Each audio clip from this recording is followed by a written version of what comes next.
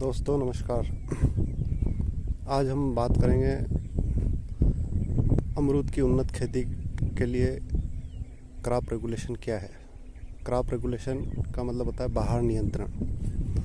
बाहर नियंत्रण क्या होती है और इसका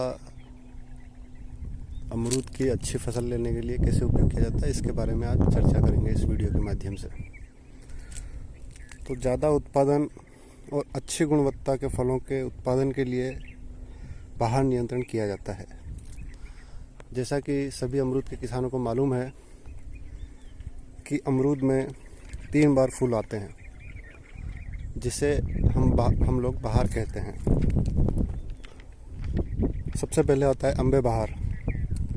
अम्बे बहार में फूल फरवरी मार्च में आते हैं और फल जुलाई अगस्त में आते हैं, जिसे बारिश के फल भी बोलते हैं, वर्षा ऋतु के फल।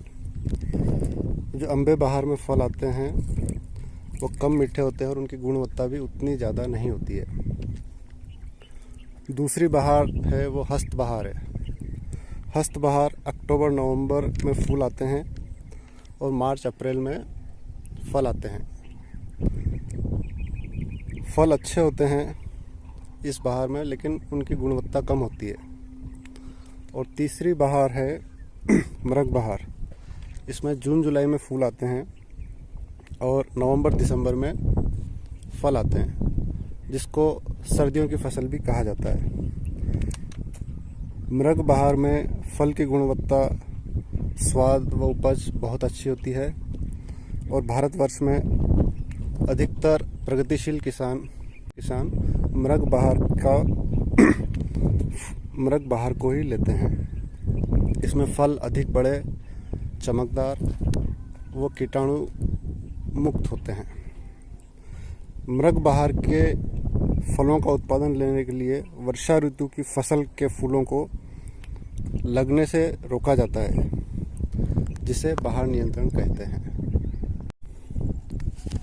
दोस्तों हम लोग चर्चा करेंगे बाहर नियंत्रण के क्या क्या तरीके अपनाए जाते हैं। सबसे पहला जो बहुत पॉपुलर तरीका है वो है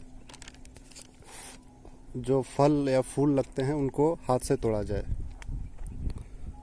इसमें जब 50% फल फूल हो जाते हैं, लग जाते हैं, तो उनको 15 दिनों के बाद 2 बार इसकी तुड़ाई की जाती है। और दूसरा तरीका है यूरिया के छिड़काव के द्वारा। जिन किसानों के बड़े बाग हैं उनको हाथ से फल फूल तोड़ना काफ़ी महंगा होता है, तो उसके लिए 15 से 20% यूरिया के घोल को 2 बार छिड़काव किया जाता है, अप्रैल या मई के महीनों में। और इसकी मात्रा होती है 10 लीटर घोल प्रति पौधे के हिसाब से छिड़काव करना चाहिए।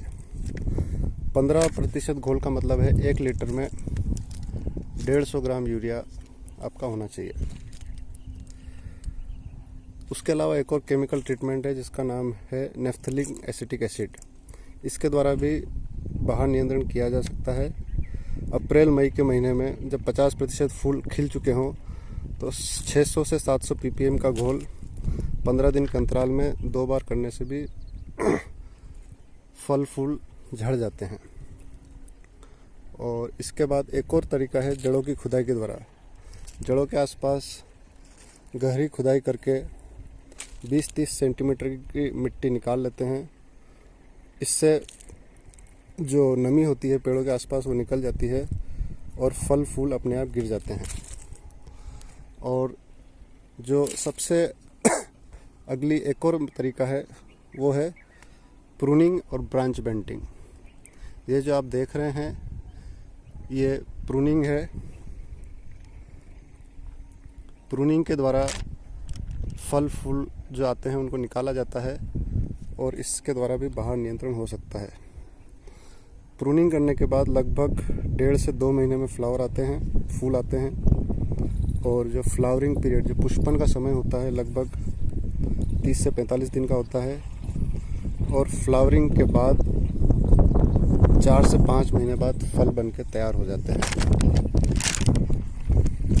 ये जो आप देख रहे हैं ये प्रूनिंग का कार्य हमारे बगीचे में चल रहा है और ये जो है प्लांट लगे हुए हैं high density planting. High density planting में 1 हेक्टेयर में लगभग 1100 से 1200 पौधे होते हैं और ये 3 बाय 3 मीटर की स्पेसिंग पे लगे होते हैं।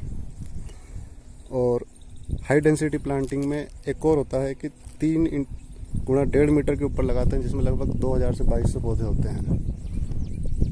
और तो दोस्तों, उम्मीद है कि इस वीडियो में आपको बाहर नियंत्रण के बारे में आपको जानकारी मिली होगी। और आपके कोई सवाल हों तो आप नीचे कमेंट बॉक्स में अपने सवाल लिखें। हम कोशिश करेंगे कि उनको जल्द से जल्द जवाब दिया जा सके। धन्यवाद।